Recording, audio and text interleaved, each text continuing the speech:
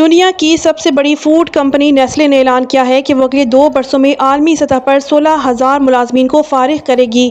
Company کے مطابق یہ اقدام آرٹیفیشل انٹیلیجنس (AI) اور آٹومیشن سسٹم کو اپنانے، لاگت میں کمی اور تنظیمی ڈھانچے کو جدید بنانے کے منصوبے کا حصہ ہے۔ خبر رساں ادارے ایسوسی ایٹڈ پریس (AP) کے مطابق نیسلے کا کہنا ہے کہ کمپنی اپنے عالمی آپریشنز میں شیئرڈ سروسز، ڈیجیٹل ٹیکنالوجی اور AI پر مبنی خودکار نظام متعارف کروا رہی ہے تاکہ کام کے عمل کو زیادہ مؤثر اور تیز بنایا جا سکے۔ تاہم اس تبدیلی کے نتیجے میں بڑی تعداد میں انسانی ملازمتیں ختم کر دی جائیں گی۔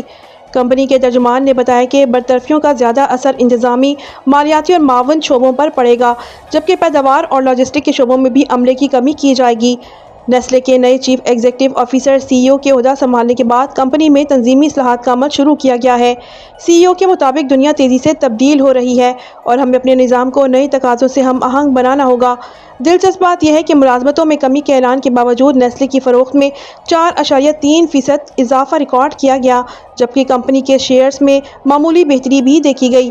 ماہرین کے مطابق نیسلے کا یہ فیصلہ خوراکی صنعت میں آٹومیشن کے بڑھتے ہوئے رجحان کی نشاندہی کرتا ہے۔ نیسلے کے علاوہ دیگر عالمی کمپنیوں نے بھی حالیہ برسوں میں AI کے نفاذ کے بعد ہزاروں ملازمتیں ختم کر دی ہیں۔